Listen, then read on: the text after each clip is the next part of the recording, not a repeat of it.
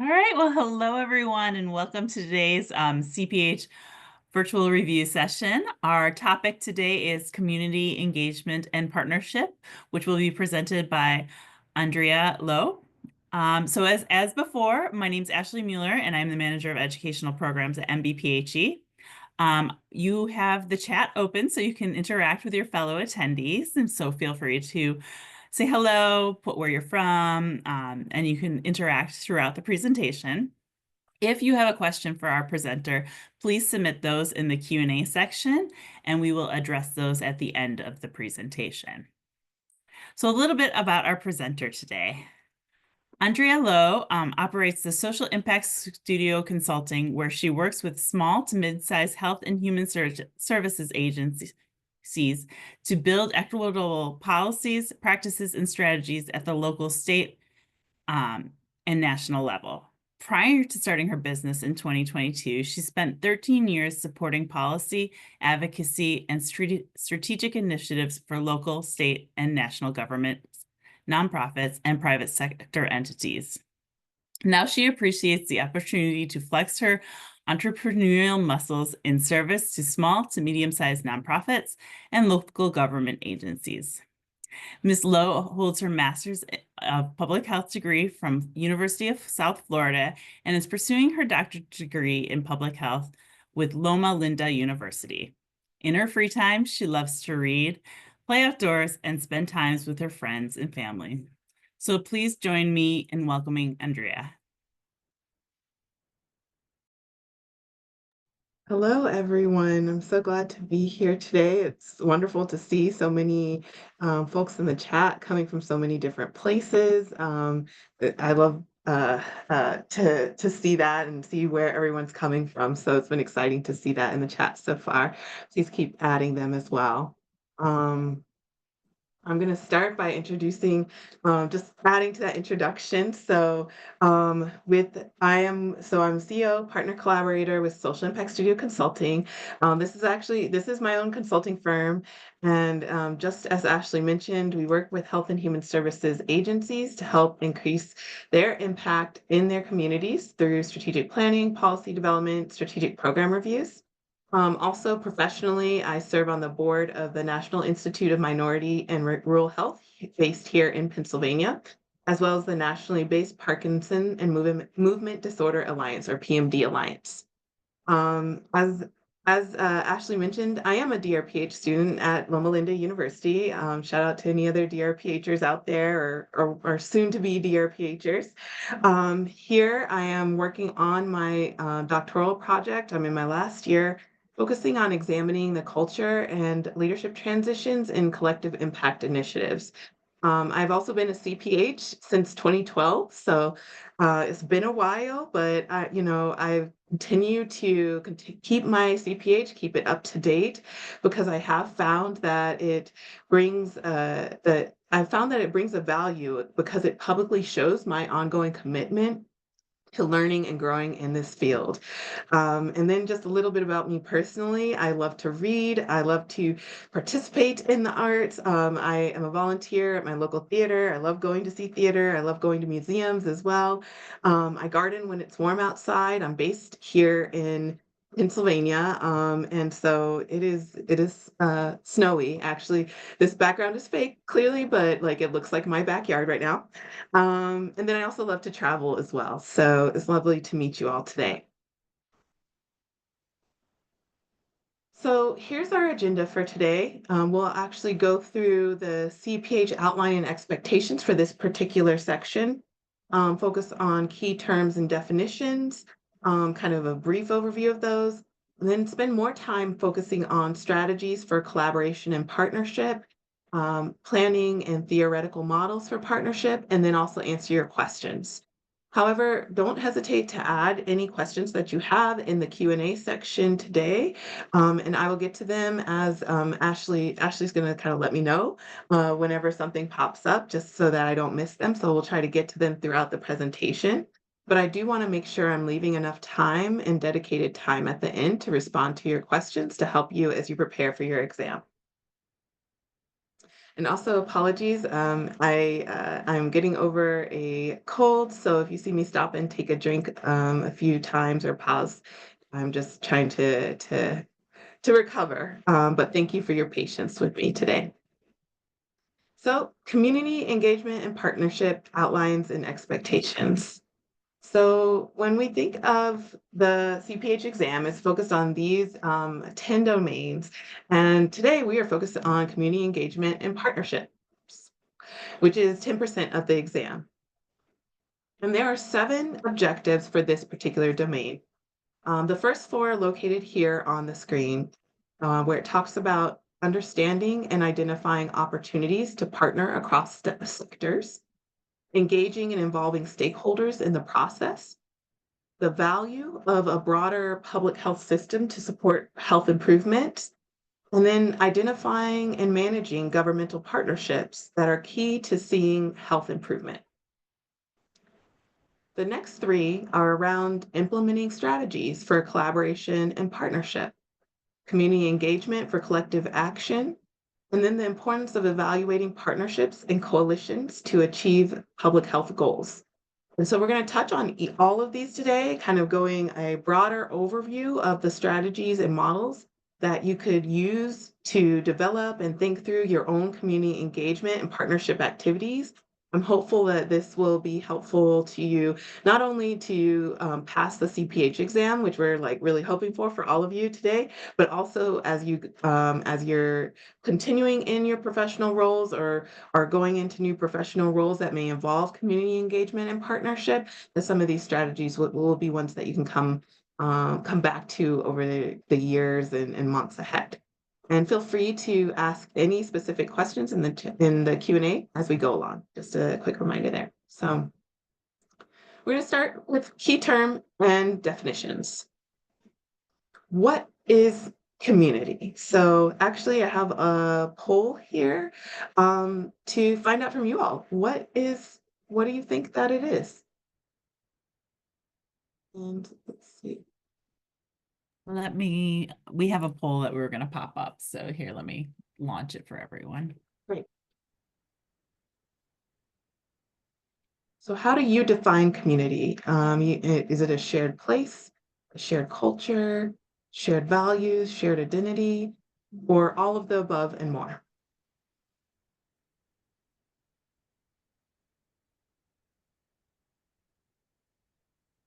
We'll give everyone about 20 more seconds.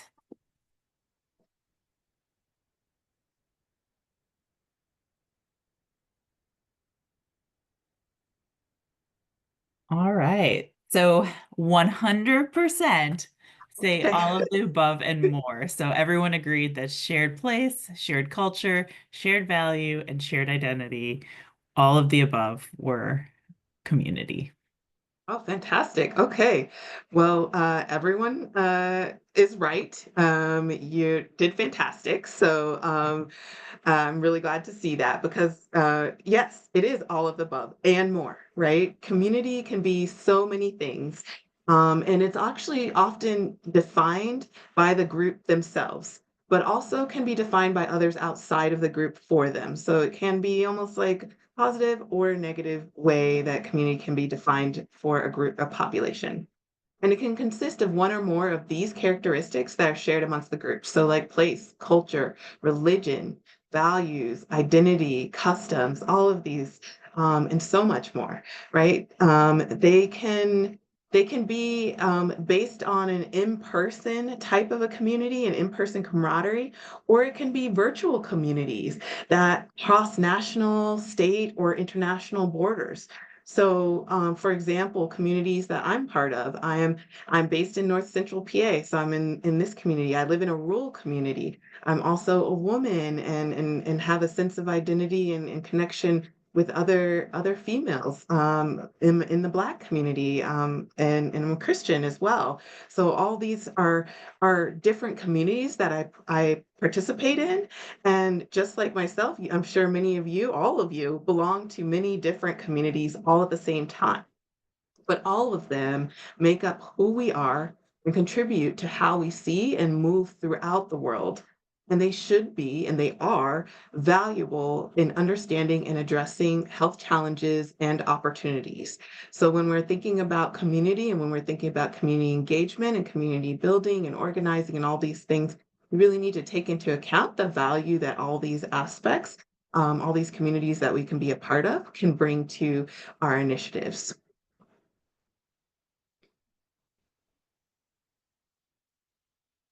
Let's see. Are there any questions? I'm going to pause real quick before I move on to the next slide. Were there any questions so far? I don't see anything. Nope, there's nothing yet. Okay, great. So now I wanted to speak a little bit about some few additional definitions. And the first three relate to types of people who may be at the table for community coalitions and partnerships. So the first is really partners or interested parties. And a lot of times they may also be known as stakeholders. So you may see it on the exam or use it in your language, in the language of your workplace to use stakeholders.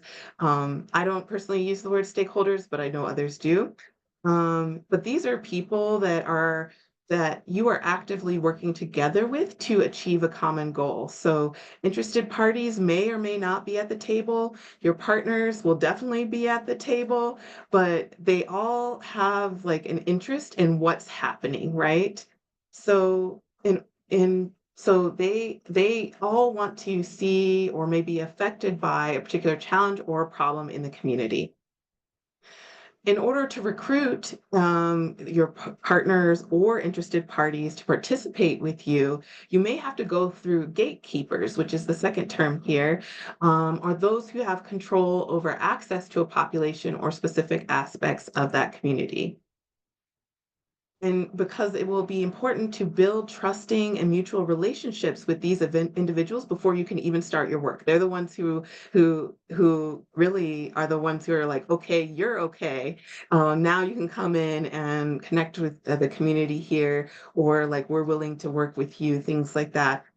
This is a really key relationship to find out and foster and continue to foster throughout your work.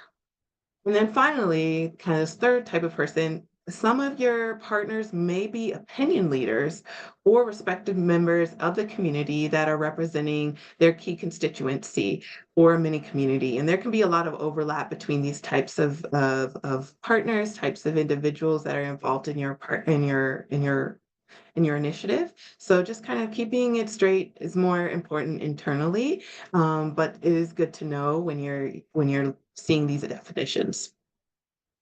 So after that, I have four major types of partnerships. So executive board, advisory board, task force, and coalitions.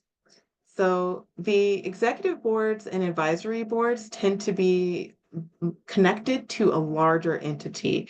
Executive boards will provide governance and oversight, while advisory boards provide information and recommendations for decision making. So, for example, you can have an advisory board provide recommendations to the executive board who will make a decision for that whole organization. So sometimes they can really work in tandem. Not every organization has an executive board and an advisory board, but typically there is some sort of governance executive structure when it comes to like larger partnerships, larger coalitions, or organizations. A task force is a group of individuals who are given a specific duty or an activity to complete. Usually they're time limited, but they can be permanent committees as well. Actually, one of the collective impact initiatives, the collective impact initiative that I'm working with for my doctoral project has a task force that has been in place for a number of years and will likely continue. It's just very focused on a very specific activity for the community. And then finally, a coalition is a formal alliance of organizations with clearly defined leadership structures. Something like a coalition a collective impact is a type of coalition framework that can be used. And we'll talk a little bit more about that when we get to some of the different models later on in this presentation. And then finally, at the bottom, I've listed three definitions that will likely be very important for you to keep straight as you head into this exam. And sometimes they can be used interchangeably, but there's actually really important nuances between the three definitions. So encourage you to make sure you know these and know them well. First is community engagement, which really focuses on the process. So if you see something about the process to mobilize resources and influence systems, really talking about community engagement here. Community development is really working together to develop the group identity and the cohesion to support consensus. So that's really about that identity and about that cohesion. And then community organizing is around identifying problems and mobilizing resources to solve those problems. So while community engagement is the process that you're using, community organizing is when you're actually doing the action, is the act of the solving those problems. Okay. Checking. Okay. So this brings us to our first pop quiz. So we're gonna have little practice questions throughout the session today. And so question one, which of the following terms describes the process of working with and through groups of people in partnerships and coalitions that help mobilize resources and influence systems to address their well-being? Is it collaboration, community action, community engagement, or constituency development? And again, it's the process of working with and through groups of people. I'll give everyone about 30 more seconds.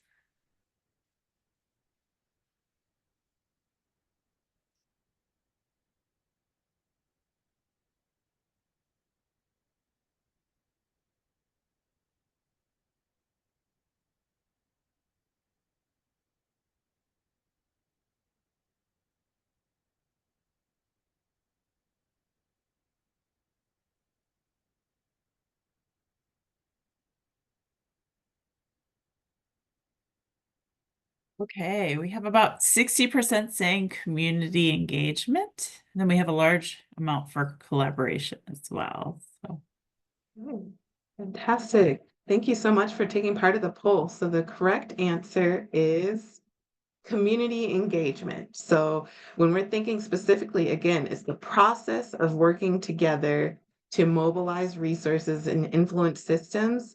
That is community engagement. When you're collaborating, you're kind of like you're working together, but it's not about that process. Same with community action and the constituency development. So just note community engagement focuses on a process as you continue to study as you move forward. So next I want to let's see. Okay. So next, I want to really focus on strategies for collaboration and partnership. I start here and then end with the models because I feel like understanding the strategies for community engagement, for collaboration and partnership are just really key things to get down, regardless of the type of model. And actually, some of the information that I'll share kind of later on throughout the day, it'll show that a lot of these are similar across pretty much all models that you use. It's just really how you're implementing them that impacts the type of model that you're using. So I wanted to start with like to me what's like the meat of the work first. And the big one is a shared vision or a goal. The major strategy, number one, I would say, is to definitely have a shared vision or goal, because this gives you the why of your work. It helps keep people's eyes on the overall vision of the community that you really hope to create.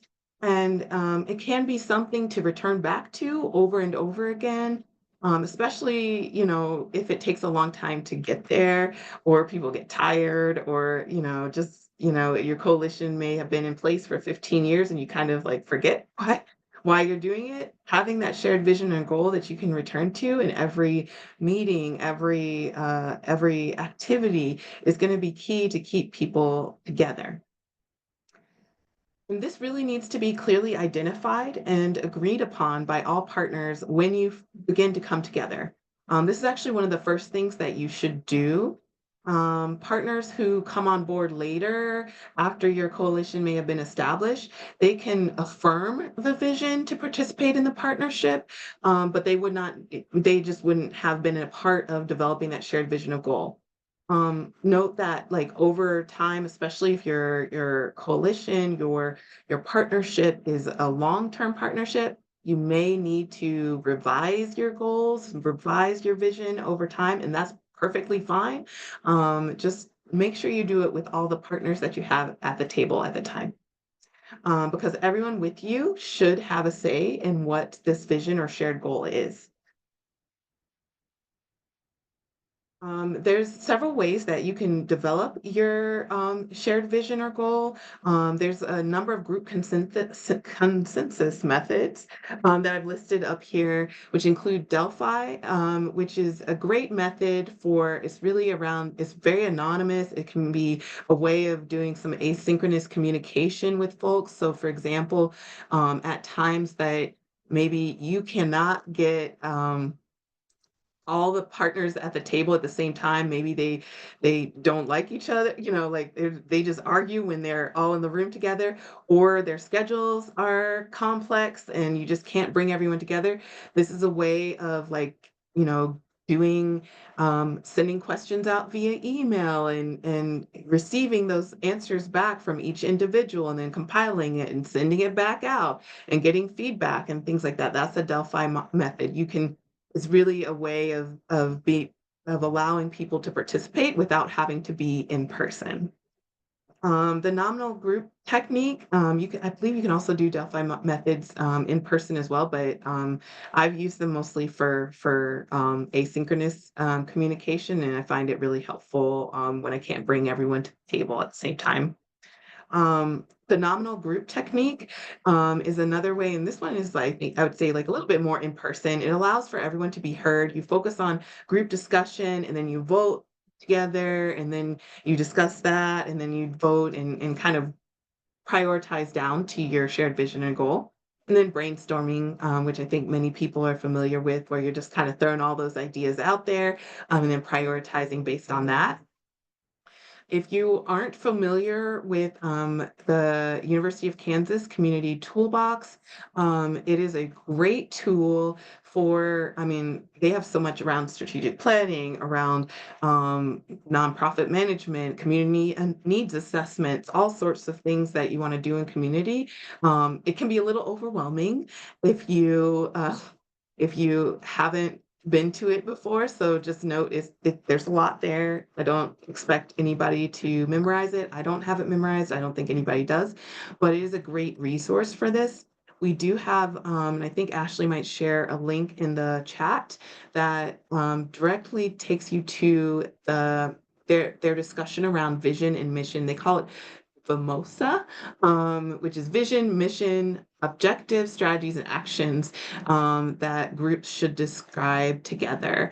And it's a really great way of kind of laying it out, both why you do it and then how you can do it together as well. So I wanted to make sure to share that resource with you all. Ashley, did that make it in the chat? Yep, I added it in there. Okay, great.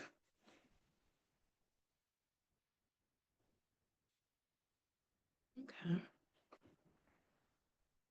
So now the next key strategy is really working with your partners to discuss your past strategies and your approaches. So once you determine this vision or goal, you really need to understand what has worked in the past, what has been tried in the past. Everyone should know what that is because some have been involved over, some may be newly involved. Yourself, you may be newly involved, and there's others who may have been working on this for years, maybe decades as well. So getting everyone on the same page of what has worked and what hasn't worked will be really helpful. It can also reveal how challenges or opportunities could that may have not worked in the past could potentially work now due to changes in the socio-political environment. that would have had an impact on that approach. So it may have not worked then, but it could work now because, trends have changed, times have changed, or vice versa as well. And I also feel like learning from the past is really key because building onto this work will also help you gain buy-in with community members who have been working on this issue for a very long time and help you to avoid some costly mistakes due to repeating a failed approach or strategy.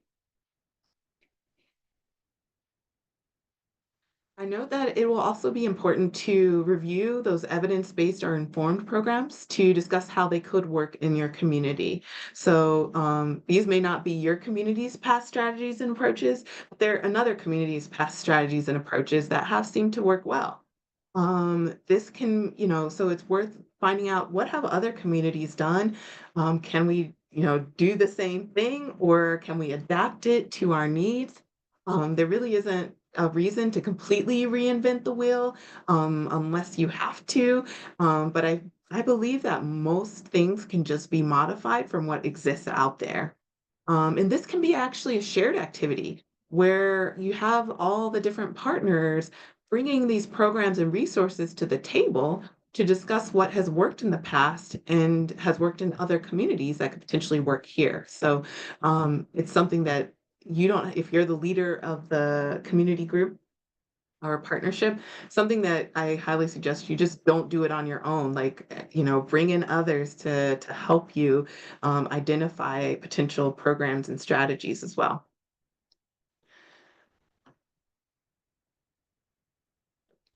And then key to all of this is recognizing the expertise of community members and organizations. And I'm going to probably talk about this a couple of times today. So everyone has expertise, even down to a 3-year-old, right? Experience isn't just associated with age, but is also related to life, background, living conditions, and culture.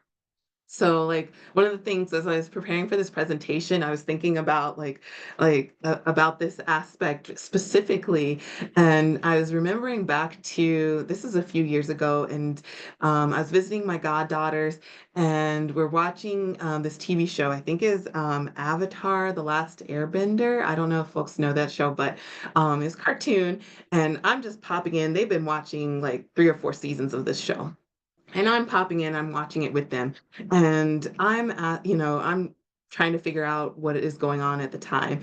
And they can explain to me everything that has happened. They were probably like 6 or 7 at the time. They're like, this is, da da da, is this happening? And this is why this person doesn't like that person. And this, they were an expert at this TV show. And it was great for me to learn from them. And sometimes you think that, kids may not have a lot to offer, but they do. So, particularly for any of you that are working in children's health initiatives, make sure you consider bringing the voices of children into your work as well. That memory, it made me smile because it was such a fun time with my goddaughters, but also one way that I was leaning on their expertise to teach me about this TV show. So, as we talked about earlier, everyone is made up of these different identities and part of different communities. So by recognizing this and providing space for people to for those communities to come to the table and valuing their expertise and their perspectives as expertise, you can really begin to build and identify strategies and approaches that best fit the overall community that you are seeking to impact.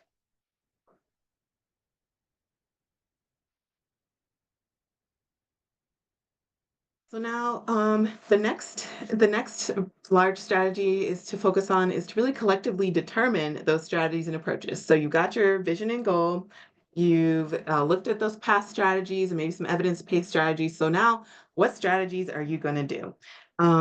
This is where group facilitation and consensus techniques, such as the Delphi method, nominal group technique, are really helpful. Brainstorming, all those other things out there, and I believe the community toolbox also has a link to or a resource around different consensus methods. So definitely check that out as well. Um, All these ways can help you develop these strategies or find other ways to identify how you achieve that shared vision or goal. Note that for any one shared vision or goal, there can be multiple strategies and approaches to achieving it. And there could be different individuals and different organizations taking on different parts. But in order to do so effectively, partners must coordinate with each other and really mutually agree upon expectations and responsibilities. And sometimes that means that one organization is taking a lead and another supports, and vice versa. So, key to this work is really making sure that partners are serving in their areas of strength to support the overall vision or goal. So, give me one second. So, for example, and I'll use myself again as an example. My strength is really around planning. It's around strategy. It's kind of like this building connections between people. That's a strength of mine. That's where I feel like if I'm coming in as a partner to someone's community initiative, that's where I feel like I can shine and really help support the initiative in that way. So let's say we're doing an initiative around drug abuse or misuse in our community. I can help like, okay, let's figure out our strategy or like, oh, did we ask for, did we bring in this community partner or did we talk to this community? How can we make sure we get their voices at the table? That's like my area of strength. But let's say part of this initiative will need to have some sort of campaign and social media campaign or marketing campaign. That is not an area of strength for me. I Social media is not my greatest strength. Marketing is not my greatest strength. Even for my business, it's something that I work with others to help me do. So that would be that would ideally be another partner's strength that they would be able to bring in, and we could make sure as part of that overall partnership, we're all working together on that same, expectations, overall goals, but they're able to shine in being able to publish information about community gatherings or whatever we have going on that needs to be shared with the public in a way that helps them to shine and use their strengths as well.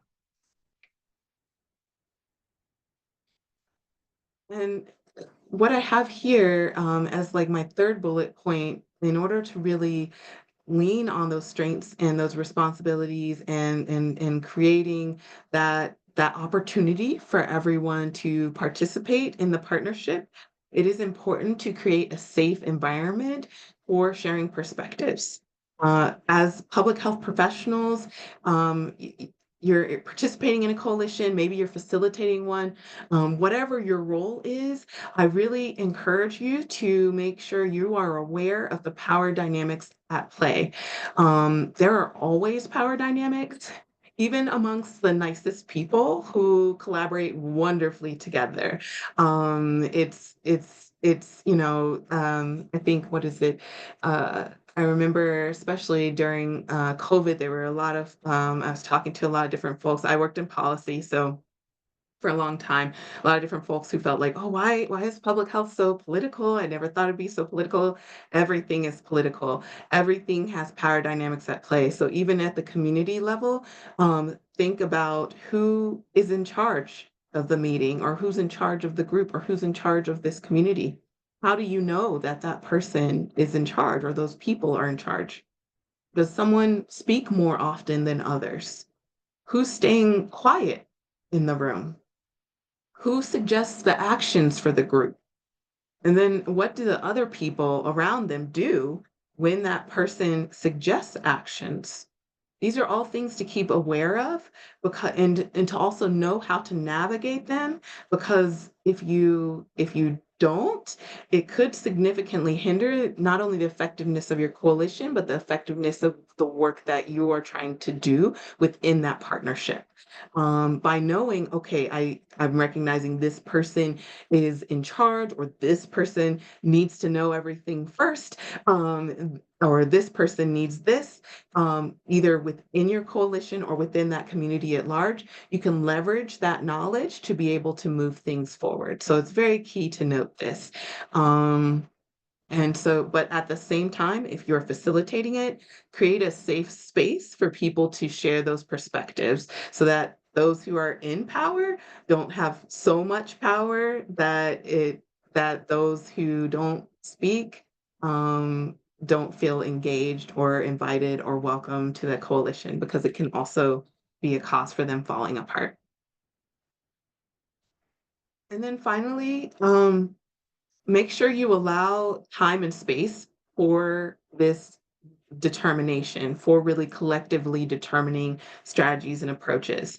I know a lot of times we're on grants, grant timelines, all sorts of other deliverables. Maybe your boss or someone's like, we need to have this down by, I don't know, March 5th. That is great. We recognize this, but quick deadlines and rushing the process due to these external factors can really limit the types of solutions, the types of strategies, and the types of approaches that really need to be developed to serve community well-being. So I really do encourage you, and this is like life, like more of a life lesson than in the exam lesson, but definitely I encourage you, if those type of things come up and you recognize the community is not ready to, or your partnership's not fully there to collectively determine those strategies and approaches by that timeline, push back against rushing that process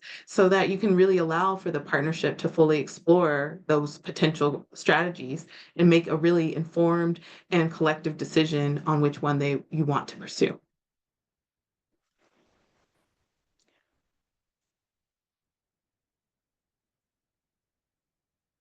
Next is clear communication, roles, and responsibilities. So I spoke a little bit about roles and responsibilities in the last slide, but it also deserves like reiterating on its own slide. Because effectively aligning those roles and responsibilities will also support effective group dynamics. If, for those who have been in workplaces, whether for, just a few months or for many years, effectively aligning those roles and responsibilities and knowing exactly what you've got to do, whether you're the boss or you're not the boss and you're working, you need to know what you're going to do, when, and how in order to get your job done. Same thing applies when it comes with organizational partnerships. But one of the great things about doing this in partnership as opposed to your workplace is that everyone can kind of have a say in what their role or responsibility can be. And that's not necessarily not necessarily the case in our workplaces. Sometimes we're just given a thing, we have to do it because our boss says so. What I love about partnerships is we kind of all get to like figure it out, and I can be like, oh yeah, I want to do this piece, or I can do that piece, or something like that too. And once those roles and responsibilities are defined, you want to develop a shared accountability for them. Know who's supporting each strategy and approach, and then regularly discuss discuss the progress of that on that strategy and approach in your partnership updates so that everyone knows how things are going. If something's kind of falling behind, others could potentially step in and help. And then you can really celebrate your achievements together because they were with you along the way. And it gets really exciting when you're like, oh yeah, I've been watching this come together for 6 months, and now it finally happened. Yes. And it just feels like that excitement is a little bit deeper there. And then finally, which actually is my first bullet point, is around active listening. Listen actively to your partners and encourage them to actively listen as well. We are really terrible multitaskers. Like everyone is. Like there's research out there that shows that we're just terrible at it. So don't do it. Even if you really want to, or you're busy and you've got a million things going on, people want to know that they're being heard. They want to know that they're being listened to. I strongly encourage that if you're in a space where someone's offering something to you, which is their thoughts, opinions, their recommendations, pay attention to what's being said and how it's being said. Sometimes that includes like the underlying meaning. Make sure you ask questions of the speaker, and then push back respectfully when you need to do so. And I'm inviting you to do that to me too. So like, don't forget to add in some questions that you may have throughout the time.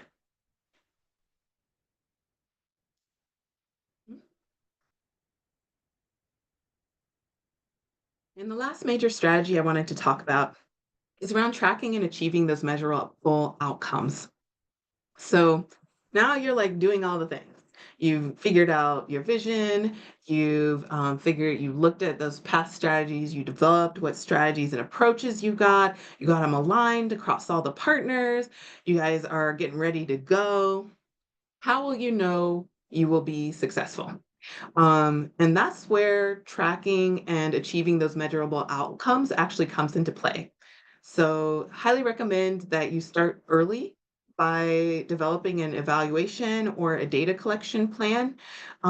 This is great to do once you've developed your strategies and approaches before you've even begun the work. Like as you're thinking through those strategies and approaches, you're like, okay, like how could we measure this?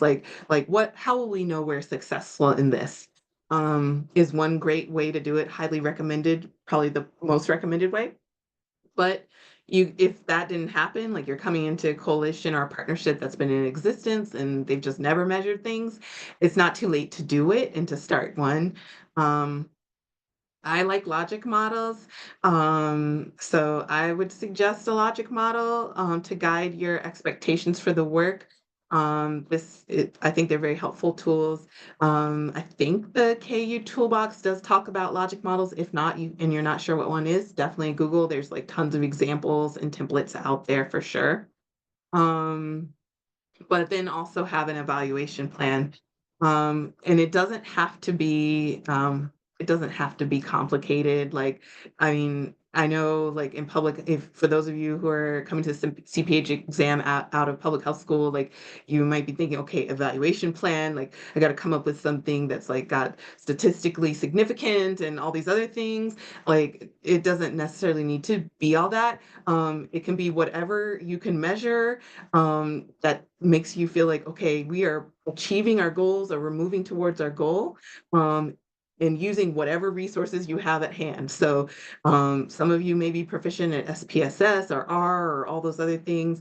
Others of you may not. I am not.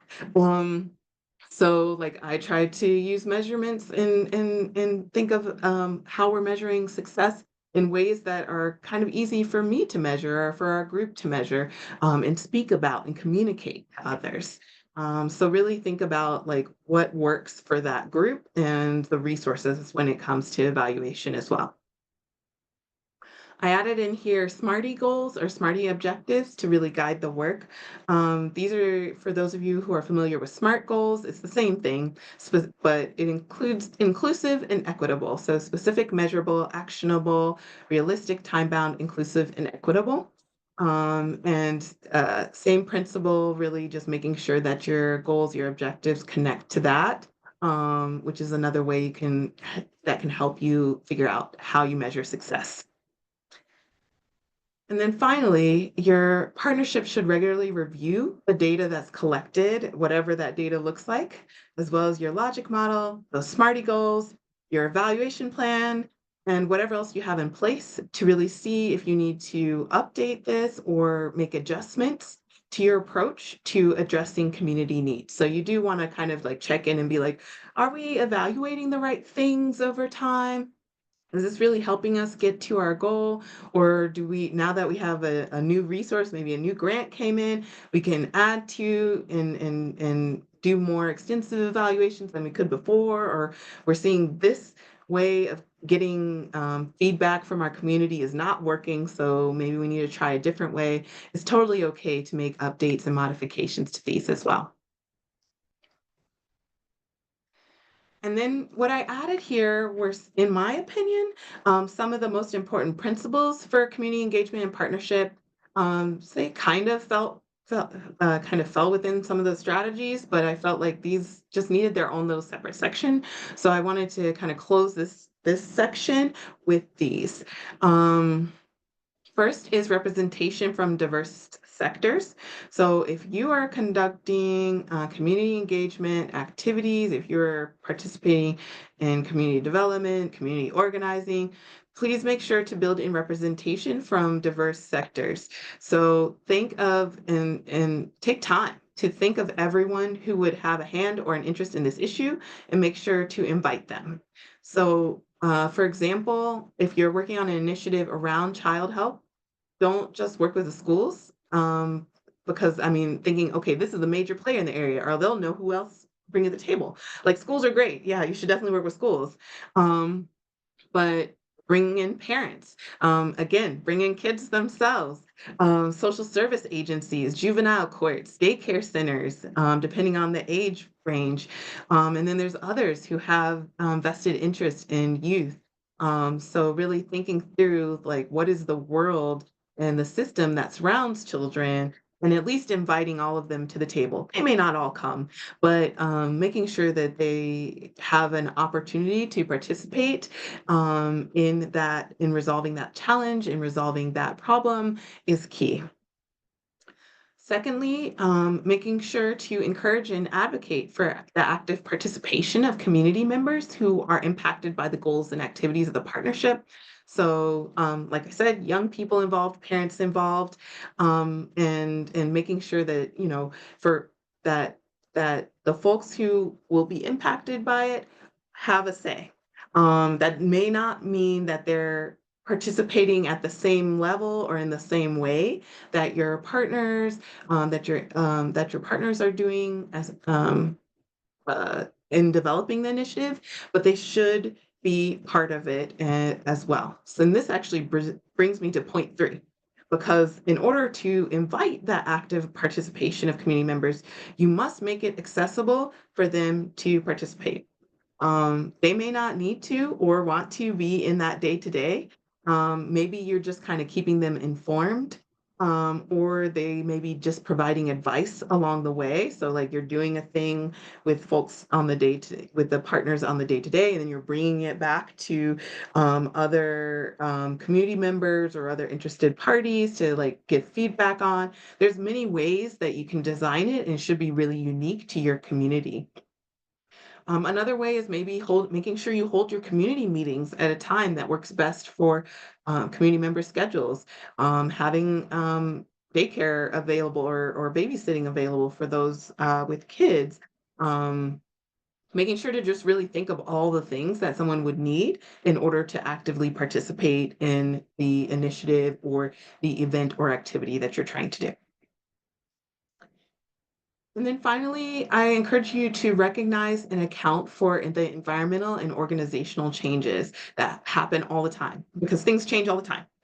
Yeah, people's interest in particular topics, funding cycles drop, pandemics, new governmental administrations come into play, as we've seen like in the last couple of weeks, and they have all their own ideas on how the world should be run. So things are going to change all the time, and that's the only thing that we are guaranteed. So we are guaranteed that something is likely unexpected to happen throughout that community engagement process. So be willing to adjust to the circumstances as they change while holding true to the principles and your why, your vision, your goal that you've created in the beginning as well. And then mostly what I wanted to remind you is to focus on building and developing relationships because this is ongoing work that doesn't stop. So if you think about it, your friends, maybe you have a partner, maybe family members, other folks in your life. In order to stay in relationship with them, you are regularly connecting with them.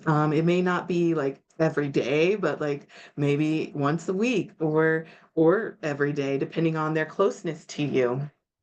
This is what you need to do when it comes to community engagement, community organizing, community development as well. It's never one and done. You need to make sure you at least check in with the folks that you're working with, even if you're not regularly seeing them, in order to let them know that you care and you really want to support the relationship.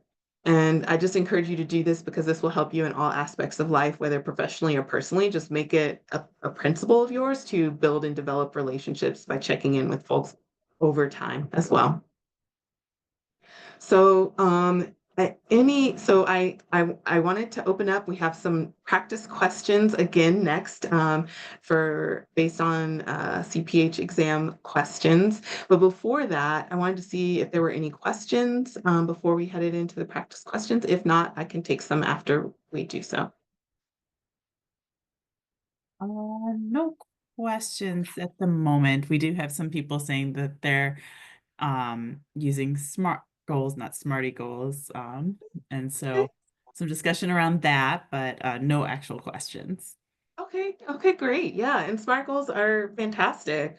I've been using them for years, and then when I heard about SMART T goals, I was like, oh, okay, that takes that extra step of like, how do I make sure that they're also like this goal is bringing everyone in, that is equitable, that I'm allowing space for everyone to participate in the way that they need to participate too. So, just worth considering as you're moving forward.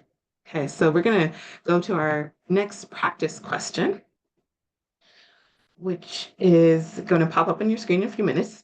But the question is that community public health goals and objectives are best developed by which of the following? Elected officials who are accountable to the public health professionals who have access to data trends, medical professionals who treat members of the community, or members of the community who understand community needs.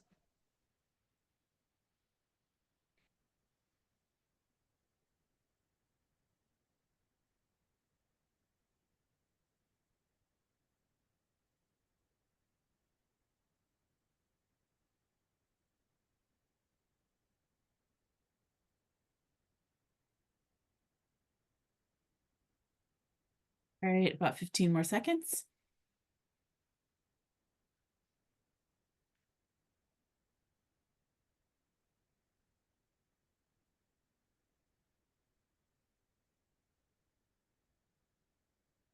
Okay. Okay, great. Okay. So it looks like about 25% said public health professionals who have access to data and trends. And then 72% said members of the community who understand community needs. And then we got some small percentage around elected officials who are accountable to the public, as well as medical professionals who treat members of the community. Um, so great variety of answers here. And to be honest, I feel like this is a little bit of I don't want to say it's a trick question, but it kind of is. So the actual answer is members of the community who understand community needs. So when we're thinking about it, like when we think about best developed community health, public health goals and objectives, it's those members of the community who understand community needs will be the best place to identify those goals and objectives. They're going to say, hey, this is number one need. You may say this is, this, whatever, but this is number one need. So when we're thinking best developed, it is those members of the community. That does not mean that elected officials, public health professionals, and medical professionals are not important to helping develop those community public health goals. They are very important and should definitely be at the table, but they're in maybe even leading the table or facilitating the table. But that the priorities should come from members of the community themselves. So next question. So I have a few questions for you guys before we get back to talking because I felt like I shared a lot with y'all. So next question should pop up in a minute. Yep, everyone should see it now. I had the other one up, so I think, Okay. yeah. No worries. So you're a public health professional and you need to bring a group of people to consensus on an issue quickly, but there's a significant conflict when these folks get together, and some tend to dominate others. So, which of the following is the best approach for them to take? Using the Delphi method, they could conduct focus groups, host an informal meeting in a casual setting, or hire a facilitator to run the meeting.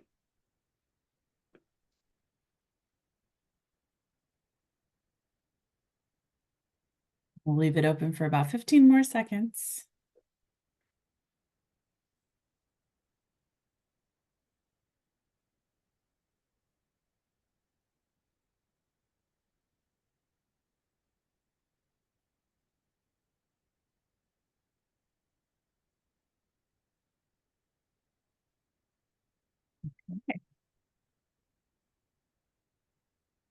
Great. So the answers that I see on my side, about 60% said use the Delphi method, 19% conduct focus groups, 5% host an informal meeting in a casual setting, or 16% hire a facilitator to run the meeting. Okay, and the answer is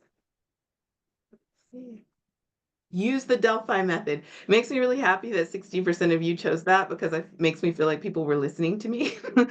Because I very specifically mentioned earlier the conflict being a way to use this method. So, one of the things that's really nice about Delphi is it is asynchronous, and it's anonymous and allows people who may not have a voice when they're coming together in person to be able to provide their feedback. So, that's why that particular method is a little bit better than the others when you have people who tend to dominate others, as well as significant conflict when people get together. So you could use focus groups.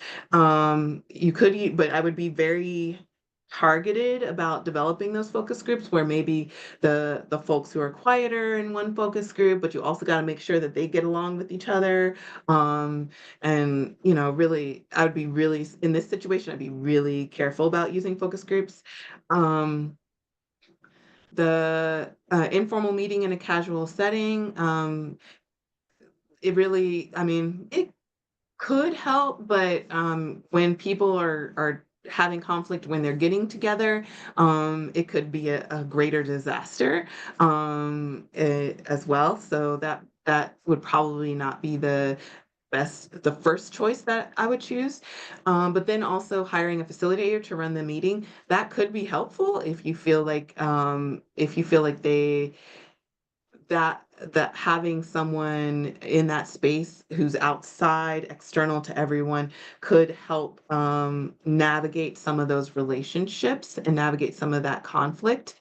I would probably do that if the Delphi method didn't get us to a conclusion or get us to a consensus quickly. The issue with hiring a facilitator is if I need to get a consensus on an issue quickly, I don't have time to bring in a facilitator. We just need to get this done. So it wouldn't be the best in a short span of time either. Now moving to our next question. And this one is a multi-state regional coalition, and is working on providing services for children with special health care needs. And within this membership, we have some healthcare professionals. We have representatives from the state departments of public health, housing, education, Medicaid, and social services. And we need to ask one more person. So, who would be most appropriate to fill the open spot? Wow. Ooh. Principal from the elementary schools, member of a parent advocacy group, pediatric cardiologist, or a pharmacist.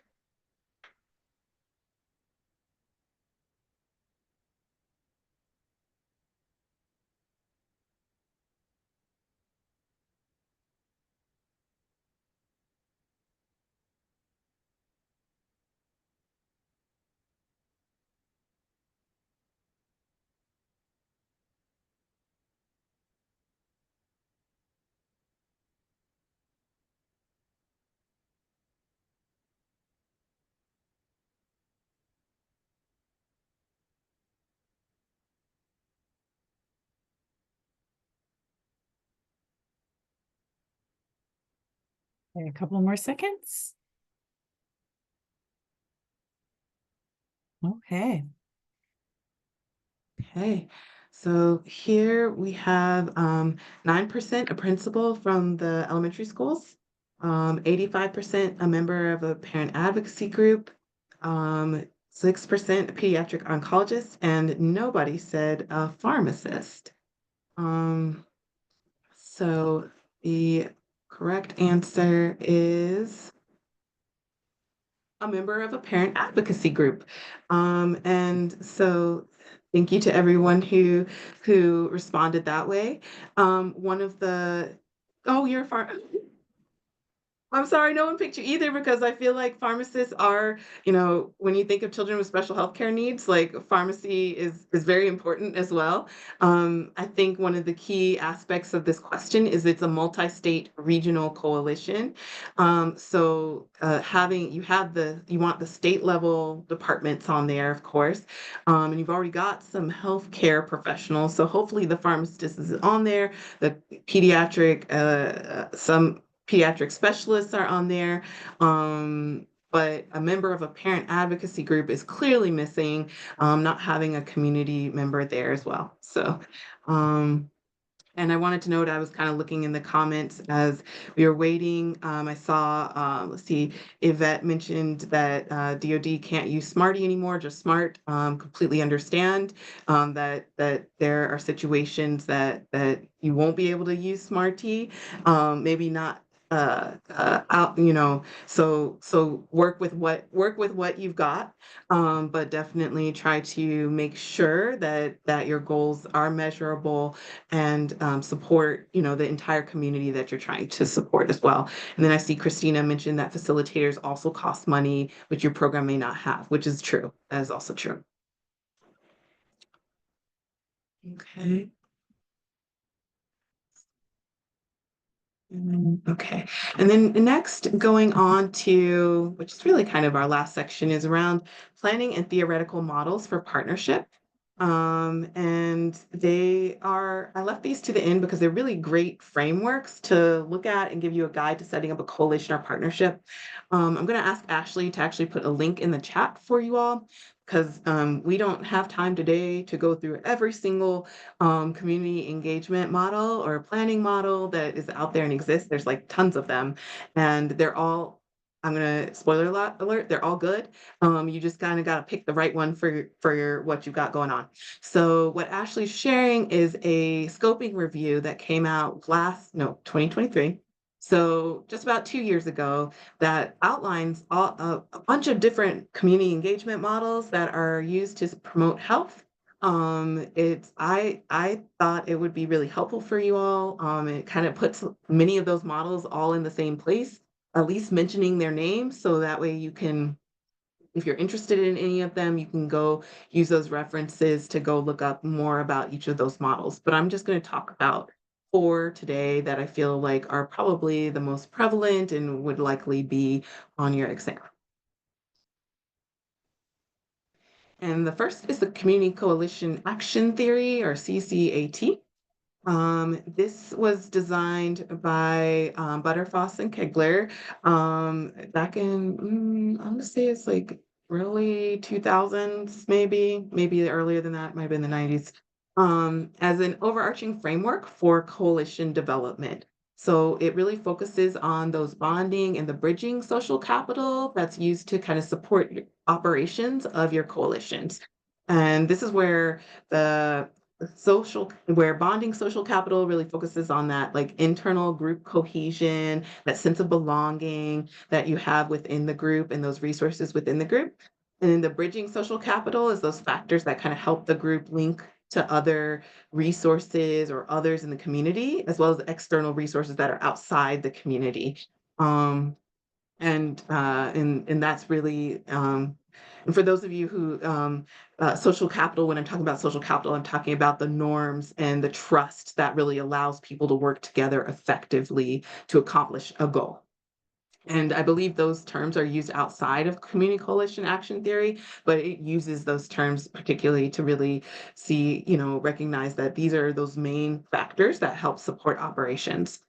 And this theoretical structure focuses on three main stages of development for a coalition. So it focuses on formation, maintenance, and implementation, and then institutionalization, sorry, which and when you think about it, those are really those three main phases of a coalition's life. So you're starting it, and then maybe it's going, you're maintaining it, you're implementing stuff, and then, hopefully, if you last long enough, you're institutionalized in that community, and continuing to evolve and support community health or community development or whatever the goals are for that community.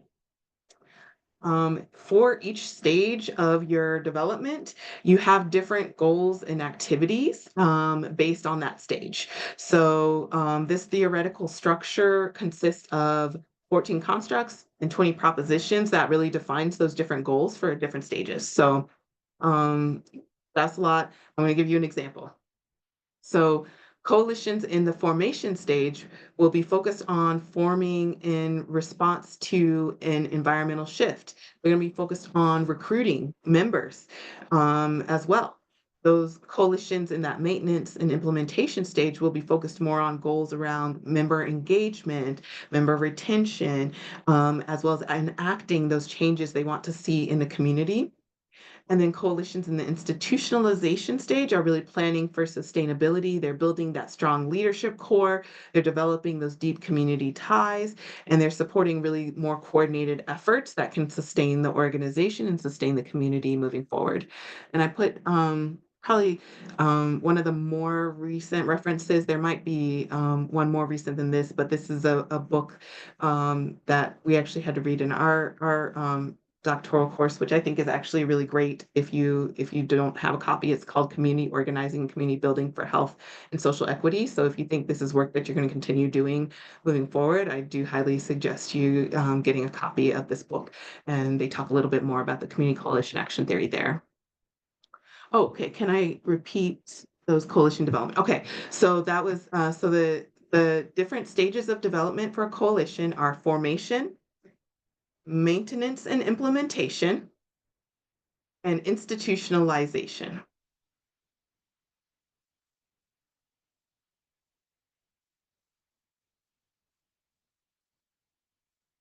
Okay.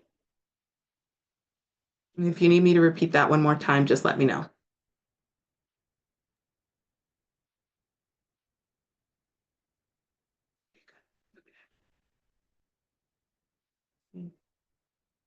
So yes, yes. Okay, I'll repeat it one more time. So three major stages of development for a coalition. So formation, maintenance and implementation, and then institutionalization. I'm trying to type it out, so I'll put it in the chat. Okay. So it's Okay, for great. formation, maintenance, and implementation, and last one was Institutionalization. So maintenance and implementation is together. So yeah. I'll put it in the chat for everyone. okay, cool. Great. Thank you, Ashley. Yeah. Okay. So the next framework that I want to talk about is collective impact framework. So as I mentioned, this is what I'm studying. So I'm really, really excited to talk a little bit about that as well. Um, this is also a very popular framework for supporting coalitions, particularly around health and social services. It was introduced by Connie and Kramer back in 2011. But I think there were definitely coalitions that have been doing this kind of work for years before that. They just kind of came together and saw this, particularly, I think it was the Strive Partnership, doing some success following this particular framework. It focuses on 5 standard conditions and then 8 additional operational principles for large scale impact. So I have here on the slide those 5 standard conditions for collective impact. So that is a shared agenda, shared measurement systems, mutually reinforcing activities, which basically means that everyone's kind of, while everyone might have different roles and responsibilities, all their activities are kind of going towards the same goal. So that's kind of like back to what we were talking about with when it came to strategies earlier. We might all, we're working towards our own strengths, but we're all headed in the same direction. That's mutually reinforcing activities. There's continuous communication and an institutionalized backbone organization. So, and that's key to collective impact initiatives everywhere. Since then, an additional 8 principles have actually been identified, and those 8 principles really include prioritizing equity, including community members in the collaborative, recruiting and co-creating through cross-sector partnerships, using data to learn and adapt, cultivating leaders with unique skills, um, focusing on program and system strategies, building a culture that fosters relationships, trust, and respect, and then customizing collective impact to local contexts. And don't worry about writing all that down. What we have here on the slide are the links to both of those papers that you can look at. That I think actually the second one might be the website, but both of them kind of talk about those 5 standard conditions as well as the one on the from 2016 talks about the 8 additional operational principles that you can pull from afterwards as well. But so yeah, so it's all there. um, and it's what's key about collective impact is they're really designed to address a multifaceted, complex challenge in community. So these approaches are really great for, like a system, like you're trying to change a system. Collective impact is key there. I'll be honest with you. How people implement collective impact varies. Like I said, customize is to local context. I've read a lot of literature. There's been a lot of research done on their effectiveness. Some have been seen to be super effective and super successful. Others have not. It is one that when you think about using it, think about how you measure success, and then this model may not work for every community or for every context, just because of like there's so much mixed feedback on its effectiveness as well. So I see a lot of things in the chat. I just want to make And sure. Okay. Oh, great. Ashley there was added one, the. yeah, I added the links, but there was a condition or a question about the 5 standard conditions. So Sure. if you just wanted to go over those again. Oh, sure. Okay, so they're on the slide. So it's the shared agenda, shared measurement systems, mutually reinforcing activities, continuous communication, and then institutionalized backbone organization. And did I miss, was the question related to, oh, what are the 5 standard conditions? Okay, great. Great, okay. Great questions, everyone. Thank you so much for sharing and asking. Okay. I will In send this, out the links in an email too, just so you have those links in case they're not opening for you. okay.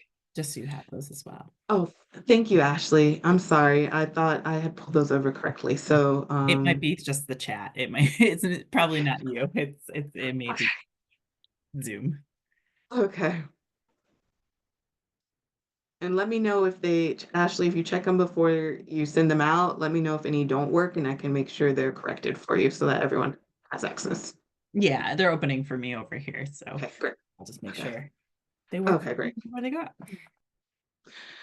So, the third framework that I wanted to talk about or model that I wanted to talk about was asset-based community development, which really focuses on skill building, and not and really like that power of the local associations, the power of the existing resources, the existing assets within a community to do development work. So, as it says, it draws upon those community strengths to build a stronger future. So, while you may still look at those challenges in community, of course, to help identify priorities, you're focused on solving them using a lot of the assets that already exist in the community. And that's a big characteristic when it comes to ABCD, or asset-based community development.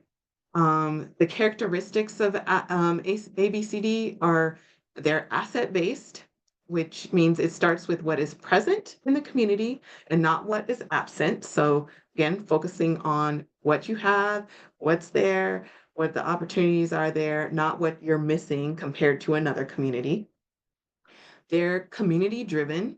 So they concentrate upon agenda building and the problem solving capacities of those local residents, associations, and institutions. So you're really focused on what do the people who live there say, and want to problem solve. And then it's relationship driven. So you're constantly building and rebuilding relationships between and among those individuals, those associations, and those institutions within the community. So back to that, like, hey, relationship building is ongoing work. And then it identifies 6 types of assets that are found in every community across the globe, really, that need to be identified as part of your ABCD, right? So people, their hopes, their concerns, their talents are an asset. Association, so that can be the networks of relationships. So when you think of associations, it can be how people connect with each other. It doesn't necessarily need to mean um, a it doesn't necessarily mean it's an organization in the community, like they're formally organized together, but like how they like it could be like it's more on that network piece of it. So like maybe like more like a um every month my community gets together and has a community dinner. That's kind of more of an association. That's our networking, our relationship that we have together, rather than an institution, which is the organizations and the service systems that actually exist in the community. So that can be your, the maybe social services building, or a house of worship, or it could be the food bank, or other organizations, or a business in the community. Physical assets, which is the 4th asset. And that's land, that's property, that's the buildings themselves, the equipment, that's just the stuff that you got in your community. Um, 5th is the exchange or the economic assets. So that's actually the productive work of individuals. That's your consumer spending power. That's your local business assets. So what kinds of businesses you have, like how much, what's the average uh, median income in the community? Where do they shop? Where do folks shop? That kind of thing. And then finally, culture and stories. And that's really how people come together. And that's also identified as an asset in the community when it comes to this particular development. So you're using all this information to come together to do those strategies that I talked about before. So they're helping drive the way that you're setting your vision and goals, you're developing your strategies and approaches, and that you're going on to do your work, as well as measuring your outcomes as well. And then the last one I wanted to talk about today was MAP process. This one, mobilizing for action through planning and partnerships. So this one is from NACHO, or the National Association of City and County Health Officials, that they've developed for gosh, I forget when they developed it. It's been a while. Because it's been a while. I think it's maybe 2010 or so. But they recently also came out with a new version called MAP 2.0, which I did include links to that there as well. it's very focused on kind of local health department led coalitions to develop their community health improvement plans and community health needs assessments.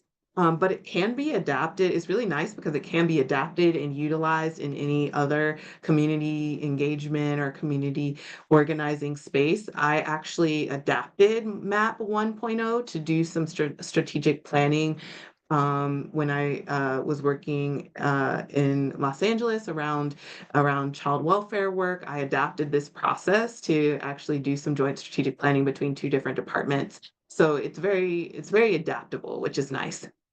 But it is designed to bring together partners from across various sectors to identify and address shared priorities for health.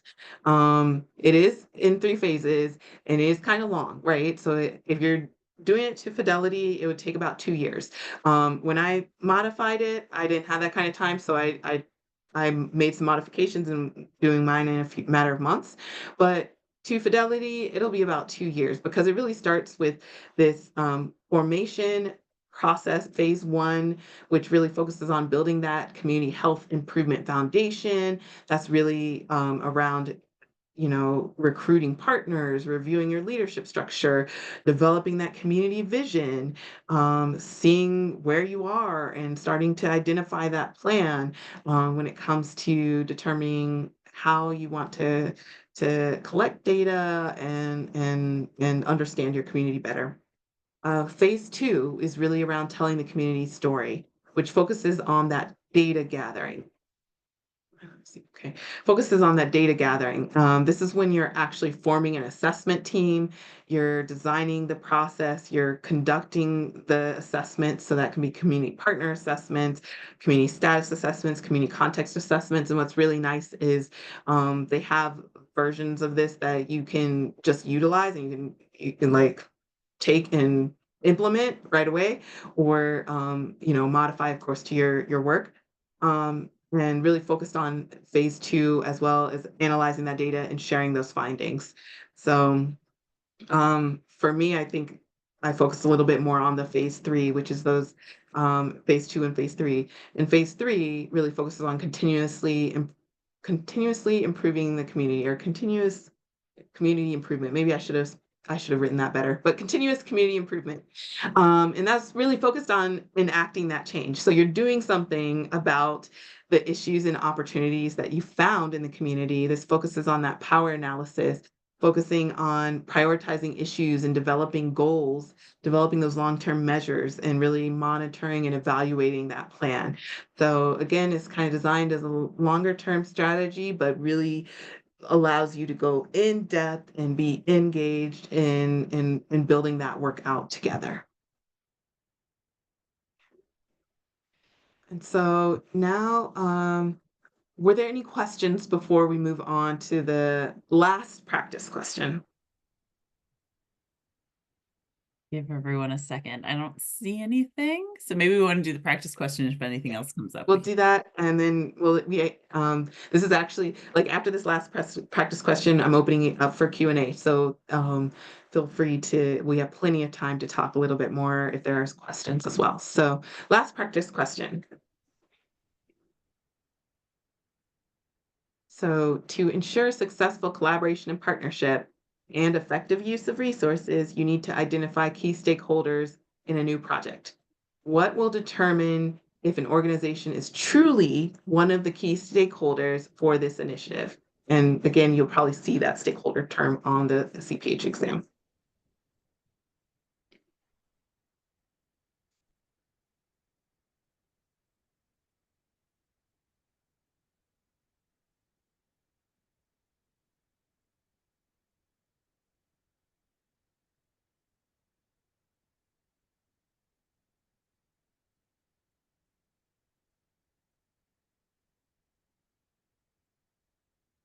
All right, about 15 more seconds.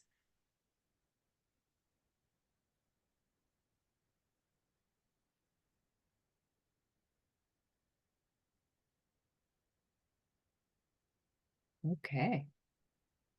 Okay, cool. So we've got about between 4 to 7% each saying the the organization that regulates the public health professional's work. The organization previously partnered with the public health professional. Public health professional's relationship with the organization is static. We had about the same there. And then 85% said you, public health professional, can clearly identify what is needed from the organization. So the answer is okay, yes. So those who said the public health professional can clearly identify what is needed from the organization, that is correct. Um, what is key for this question is an effective use of resources. And what will you is how can you effectively use resources and have a successful collaboration and partnership to move community, to advance community change, right? If they are truly one of those key partners, one of those key interested parties for this initiative, you're going to know what, you're going to know that they need to be engaged, right? They're going to have a clear vested interest in this particular work, which an organization you previously partnered with could be, right? But maybe they don't have a vested interest in this work. The organization that regulates their work, could be at the table as well, but I mean, think about some of those power dynamics as well. Like, what kind of influence could they potentially have at play or put on you in order to move their way, right? Um, so really you want to focus on those folks in those organizations that you're like, okay, they're going to have their I imagine that they're going to have an interest in this particular issue. Let me make sure to invite them to the table. And before we ended with questions, I really wanted to leave you with this quote. I love it. It really talks about, it's from Rosa Parks: to bring about change, you must not be afraid to take the first step. And we will fail when we fail to try. And I hope that this would be encouraging for you all as you're getting ready to embark on your CPH exam.